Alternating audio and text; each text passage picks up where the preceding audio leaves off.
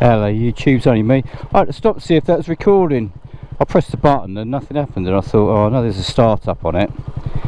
Let's let this car go past. I know there's a start-up where you can do a quick start, which I thought I'd set, and obviously I've got set. It's just not as quick as I thought it was going to be. Anyway, how you doing YouTubes? All good, I hope.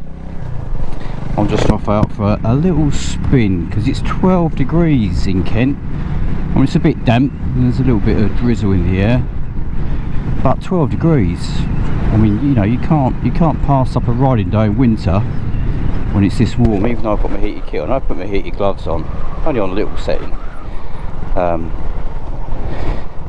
just to keep the old fingers a bit toasty. I hope everybody had a cracking Christmas and a good New Year. Now, is she going to let me out? He's turning here. Is she going to? No, she's not going to let me out. You could both have let me out there, couldn't you? So they're cutting the corner off, you fat cow. Shouldn't really say that, sorry. Not sorry, hashtag. But yeah, lovely day. It's windy, I'll give it that. But as I say, I hope everyone had a cracking Christmas. And has a good New Year, because the weather is lovely. I don't know what it's like where you are. I know quite a lot of people in the UK that watch this rubbish. There are people in the States as well. So I don't know whereabouts you are in the States. Obviously you get the whole world in one country. You get everything from deserts, mountains to swamps, you name it. Talking of swamps, we're off to Florida soon. About 50 days I think, something like that. Little cheeky family holiday, do the theme parks. I love all of that. Shouldn't really as a grown man, but I can't help it. Where am I? Oh, I know where I am. I'm just on a big block. Don't think I've ever come out there. Let's go out into the marsh, the good old marsh, Romney Marsh, which has got some lovely little lanes that you can just get completely lost on. But I was sitting over Christmas thinking about my waffles and what people do or don't want to listen to, and to be honest, I just waffle in my head. I will do a video on my Ducati, not the Multistrada, because that's just a normal bike really, although I do love it. It is just a Ducati Multistrada, which is you know, it's a lovely bike, and it's taken me from everywhere from Scotland to the south of France, Italy, you know, all over the place. And it is a very capable bike. But on the Cafe Racer, the little blue Cafe Racer, which you might have seen in some earlier videos, someone asked about that on Facebook, so I will do a little video about that at some point. But I thought I'd talk about some of the trips I've done on motorcycles, because motorcycling to me is, I mean, I know people go, oh yeah, motorcycles are my life, but from the age of 10 years old, that's all I've ever really done is ride bikes. And I can't ever think of a time when I'd stop. And if I did have to stop riding, I'd be absolutely gutted, to be honest with you. It sounds a bit weird because I've had my share of crashes, and I had a crash that finished a previous career. It doesn't stop me riding because it's my therapy almost. It's what gets me away from, not the real world, that's the wrong thing to say, because I've got a very happy life. I'm very lucky. But it just gives me a break from, I don't know what really, I don't know how you describe it. Normality? What is normality? Normal to one person could be something completely different to another person. And to be fair, I don't really care what anyone does. You know, as long as it's legal and it doesn't hurt anybody else, you could do whatever the hell you wanted to. It really doesn't bother me. But I thought, oh, I really am waffling on a tangent now. I was talking about trips, wasn't I? Cheeky little stop. Yeah, and that is a bit of a dodgy one. That they need to cut their fence, not their fence, their hedge back. But yeah, trips. Now, probably my most memorable trip that I did was to Morocco. I rode from the UK to Morocco, and it was a group of us. There were, I think there was 9 of us in the end, and a few of us, only 3 of us, rode the whole way there and back. The rest of the group flew into Malaga, and they hired motorcycles in Malaga, and then we met them there. They were staying at a hotel, so we rode down and stayed at a hotel. But it was just an epic trip. I had a Ducati Scrambler at the time, the Urban Enduro, which everyone went, oh yeah, they're no good, they're just for scooting to the coffee shop and back on. But I was determined to do as much as I could on that bike, same as I am with the RS, the thing of beauty, the lovely trusty, well, it's a bit bumpy and wobbly, Olins, hashtag not really Olins. But I was determined to do as much as I could on that bike, so I did a bit of green laning on it. I commuted on it. I used it to go to work and back a few times. I track dayed it, Brands Hatch. There are some videos, if you scroll back, there's some videos at Brands Hatch, and in the wet, to be honest with you, nothing came past me.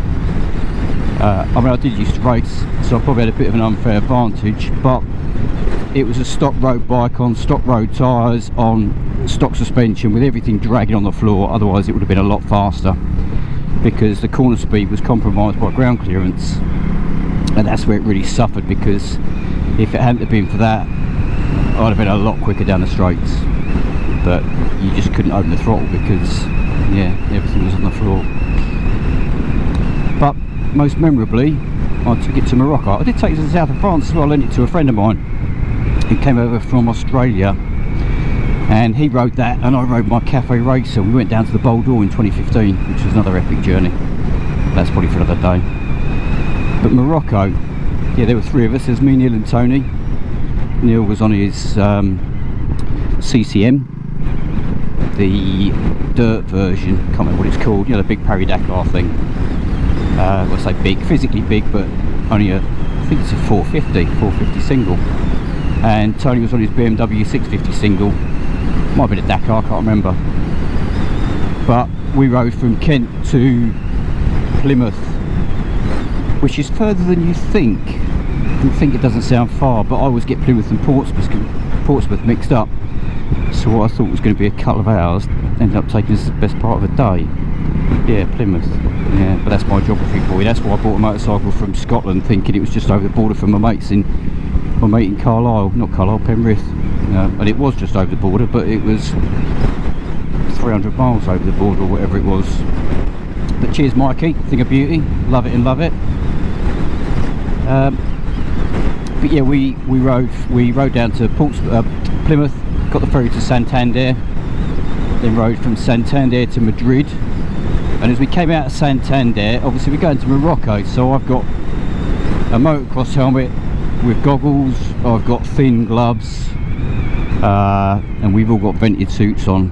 And we came out of, I was here the other day, wasn't I? I was here the other week, the old memorial, the place that I've ridden past flipping hundreds of times. But yeah, there's another video on that somewhere, you may have already seen it.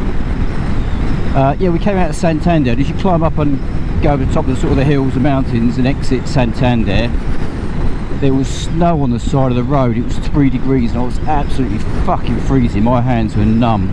It was pretty horrible. And then it proceeded to rain pretty much the whole time until we got to Madrid, and it was about 400 miles, something like that. So all the kit was just dumped as spaced out in the rooms that we'd got in this hotel to try and dry it. And then the following day we rode down to Malaga, met everybody else, and then we crossed from where did we cross from? I can't remember, south of Spain. But we went to, Jesus, it is fucking windy. I don't know if you can hear that on the mic, hopefully not. Yeah, we crossed to Algeciras, that's it, Algeciras to Tangier Med, which is the new port in Morocco. You get your visa on the boat, on the ferry, so make sure if you do this sailing you remember that. You find a bloke in the, well, he's in the bar almost, and I think you pay him a few euros, dirhams, I can't remember what it was, and you get a stamp in your passport. Arrived at Algeciras, very quick through immigration and customs. We're probably only there for about an hour. You hand all your paperwork over, someone wanders off and sorts it for you. There's lots of fixes there, but it's quite a modern and efficient port, if I'm being honest. It was pretty straightforward. And then off we went, and the first night we were in Morocco for 10 days, I think. First night was, and excuse pronunciations, I've watched loads of Morocco videos and everyone seems to pronounce it just that little bit different. Oh, Melon Lane, I was here the other week. Everyone pronounced it just a little bit different, but it was Chef Shoham, which is the blue town, or the blue city. It is a town. You can't miss it. Most of the buildings are painted blue. But yeah, we had a nice hotel there. And then following day, I think we rode to Ifran, which is a ski resort of all places. Where did we go there? Gee, I can't remember the whole route. I'm really thinking that I was going to chat about this. I should have really looked at the route. But notable places we stayed were Mazuga, which is on the edge of the Sahara, and we thought it was going to be a bit touristy. We got some guides on camels, and they took us out to a Bedouin camp out in the desert. And these three guys, these three Berbers, on three basically gas stoves, cooked probably one of the best meals I've ever had in my life. It was unbelievable. We ate it in a tent, and it was a cracking night. Where else? Dates Gorge with the I can't remember, Titchin Tika Pass, I can't remember what they're called now. We stayed at a lovely place there, and that's where the team split actually, because some of the guys had to get back. Fucking hell, it's windy. Some of the guys had to get back to get flights back to the UK, so we split there, and it was only 4 of us that carried on. Dave came along with us, he split from the group as well. And we rode from Dates Gorge to Zagora, which was an old Paris-Dakar stop-off for the Paris-Dakar rally. And it was over the mountains, and it was all off-road, or the majority of it was off-road, and it's probably the single hardest day's riding I've ever had in my life. But it was epic. And it's one of those places where you stop in the middle of fucking nowhere, and within 5 minutes a 10-year-old kid walks up to you, and you're like, where have you come from? But they appear everywhere. And normally, I mean, I say begging, that's the wrong thing. Normally I'd give them, you know, a few quid, or what is a few quid to us is probably quite a reasonable amount to them. And I know it's that whole, you shouldn't give money to beggars, but they're not beggars, they're just people that live a fairly nomadic lifestyle and probably don't have a lot of money. And it's that whole fucking dilemma of, you know, at that point it was about I don't even think the bike was a year old, you know, it was almost a brand new motorcycle, wearing a couple of grand's worth of riding kit, off for a jolly with my mates on equally or more expensive motorcycles, riding around the country, you know, living life and enjoying ourselves. And then there's people with nothing, and I know it encourages them to ask for more money, but you know, there are times when a kid comes up to you, you think, you know what, fuck it, you're giving them in effect the cost of a couple of cups of coffee, and you know, I'm not into telling them to fuck off. That's not me, I'm afraid. So yeah, that was one of the hardest roads. Then Zagora, where did we go after Zagora? Is there a junction here? No, it's a bit further up. Where is it? It's just up here. I think we might have gone to Marrakesh after Zagora. I can't remember. But Marrakesh is a great place. We rode into the centre of the city, the walled city. We had a little Casbah, riding down tiny little alleyways, getting guided in by a fella.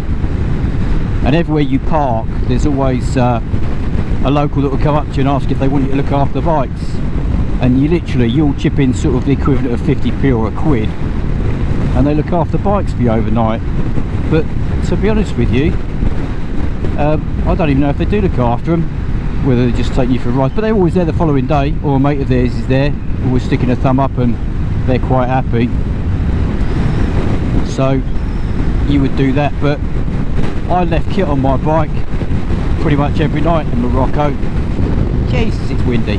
Yeah, probably every night in Morocco. They've had a thing go missing. I wouldn't even do that in Europe. So all the people that sort of going, oh, you know, backwards African country, no, bollocks is it. It's fucking lovely place. So if you get a chance to go and ride it, go ride Morocco. It's definitely on my list to go back. And I honestly think about going back on this thing of beauty, because I think the RS would be absolutely spot on for Morocco, because it will do a little bit of off-road. It's nice and light, you can chuck a bit of luggage on. It does 90 to the gallon, and you haven't got a care in the world really. At the moment it's 100% reliable. You know, it has only done 9,000 miles from new. I know it's 43 years old, but yeah, it rides absolutely beautifully, doesn't burn any oil. But the only issue with that, and the only thing that's holding me back, is the oil changes, because Honda deemed not to fit an oil filter. What the fuck were you thinking, Honda? But because they didn't, I think oil changes in the book was something like 3,000 miles, but most people in the know now change it about every 1,000 miles, because the camera runs straight in the head, just supported by an oil film. So 1,000-mile oil changes is the way to go. And obviously it's more than 1,000 miles for a trip. You know, it's probably, I can't remember how many miles we did a good couple of thousand, 2,000-3,000 miles. I can't actually remember. But then the other part of me thinks the oil capacity, where should we go? Let's go this way. The oil capacity is something like 1.3 litres, and there is always somewhere in Morocco, you can stop off at any town, there'll always be some little garage where you can pull up there. They'll make you a cup of tea before you've even said hello. You know, that's how welcoming these guys are. A nice cup of mint tea.